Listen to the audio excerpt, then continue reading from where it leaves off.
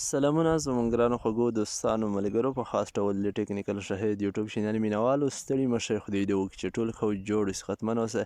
ګران دوستانو ملګرو ستاسو لپاره نن ورځ موږ یوه ډېره زبردسته بهترینه ویډیو اپلوډ کړې ده خدای دې وکړي چې نننۍ ویډیو هم ستاسو د خوښې وړ وګرځي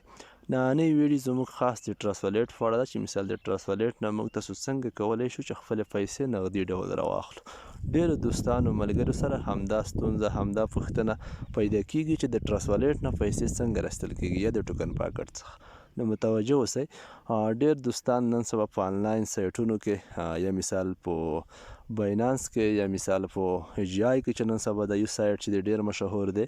یا په نورو سایټونو کې مثال کار کوي په ټرانسلیټ کې دوی پیسې لري یا مثال د آی سی نیټورک د لارې چې تاسو هم دلته پیسې رالېږئ چې هر نګاه څخه وي د خپله پیسې څنګه نغدي کولی شو نو ډېر ملګري له همدې پوښتنې سره مخامخ دي نو متوجه اوسئ نو تاسو له ټرانسلیټ څخه پیسې نغدي ډول په مختلفو طریقې راایستلی شئ لومړۍ طریقه ښې دا هغه ده چې که تاسو وغواړئ چې بانک ته یې ولیږئ یا موبایل ته ولیږئ تاسو د ټرانسلیټ څخه خپله پیسې باینانس ته لیږلی شئ باینانس نه بیا تاسو کولی شئ چې بانک اکاونټ ته یې هم ولیږئ او موبایل ته یې هم ولیږئ آیا د باینانس څخه په افغانستان کې بینکونو ته ځي اوس همدا پوښتنه هم در ځوابومه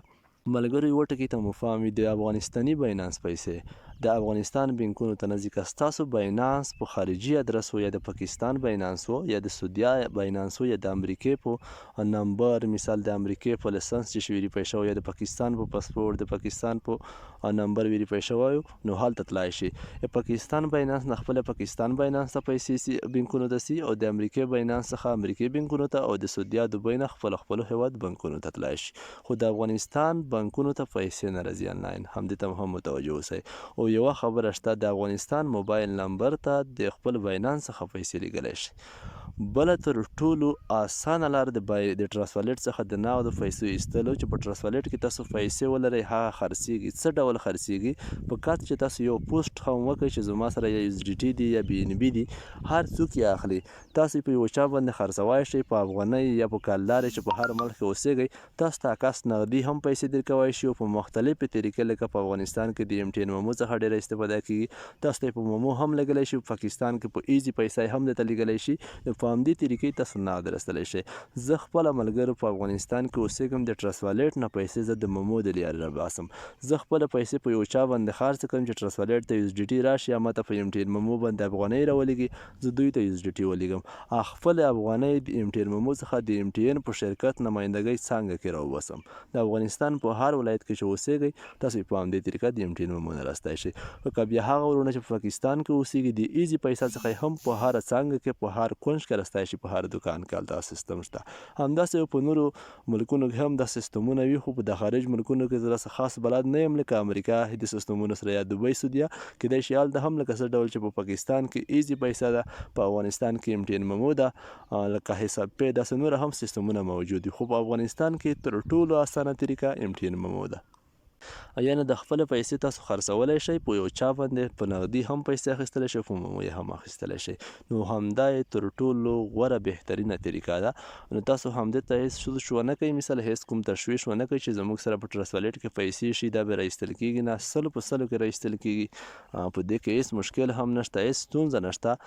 تاسو هېڅ کله مه ورته خفه کېږئ یا به کار تاسو زما سره په تماس کې کېږئ زه خپله هم اخلم تاسو ته به زه افغانۍ درلېږم که په فزیکي ډول وي که د مومو د لارې وي چې په هره طریقه وي نو زموږ کومه وټساپ شمېره چې ده په همدې زموږ سره په تماس کېدلی شي هر هغه څوک چې غواړي چې په آنلاین سایټونو کې کار وکړي لکه جی آی داسې نور او موږ تاسو ته مشوره هم درکولی شو نیکه مشوره چې همدا سایټ یا جعلي دی یا سم دی یا حقیقت لري یا باوري دی نه دی باوري مشوره هم درسره کړای شو تاسو کولی شئ چې موږ ته میسیج وکړئ او څوک چې اکاونټونه فل کوي اکاونټونو طریقه هم درته ښکلی شو د صحیح اکاونټونو مثال چې پیک نه وي دوکه نه وي د شریعت سره په ټکار کې نه وي انشاءالله موږ ستاسو خدمت کوو هر وخت وغواړئ کومه پوښتنه وي کړای شئ نو تاسو کولی شئ چې د همدې تر څنګ زموږ چینل هم د سره تعقیب وساتئ سبسکرایب یې وساتئ چې په آینده کې هره مهمه ویډیو اپلوډ کیږي تاسو ته په خپل وخت سره در ورسیږي